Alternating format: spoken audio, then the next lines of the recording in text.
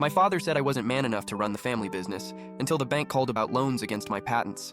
I'd spent 5 years in the basement developing a water filtration system while Dad ran his plumbing company upstairs. He'd mock me at dinner, telling Mom I was wasting my engineering degree on pipe dreams. Literally. Every family gathering became a performance of his disappointment. My uncle would ask about the business, and Dad would shake his head. My son's too busy playing scientist to learn real work. The patents came through last April. 3 designs for residential water systems that could reduce contamination by 87%. I didn't tell anyone. Just kept working my shifts at the hardware store, sketching improvements at night, and filing the paperwork myself. Then I got the call. A bank officer named Patricia needed to discuss some urgent irregularities. Apparently, my father had taken out $340,000 in business loans using my patents as collateral, without my knowledge, without my permission, without my signature on anything. He'd forged documents claiming I was a full partner in his company and had approved the loans. I met Patricia at her office downtown.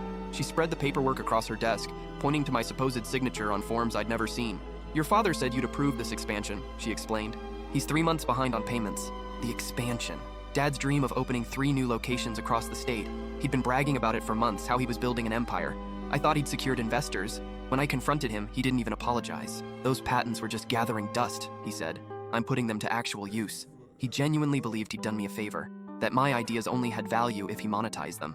I called a lawyer that afternoon. Turned out what Dad did was fraud, identity theft. The lawyer's eyes lit up when I showed him the patents. "These are worth significant money," he said. "Companies would pay for licensing." The legal battle took 8 months. Dad hired his golf buddy as representation.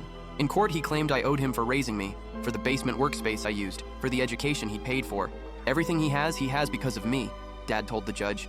"I built him from nothing." The judge wasn't impressed. He ordered Dad to cease using my patents immediately and pay restitution. But the damage was done. The business loans were in default. Dad's company collapsed within weeks. Mom called crying. "How could you destroy your father's legacy?" As if I'd been the one committing fraud. My sister stopped answering my calls entirely. Family friends left accusatory messages. I'd torn apart the family over money, over pride, because I couldn't let things go. Only my uncle reached out differently. "I always knew your dad was jealous of you," he said quietly over coffee one afternoon. "You accomplished something he never could." 6 months later, I licensed 2 patents to a water treatment manufacturer for $890,000. I paid off my student loans, bought a small house, and started my own consulting firm. Dad's old clients started calling. They'd heard I actually understood the technical side of plumbing systems.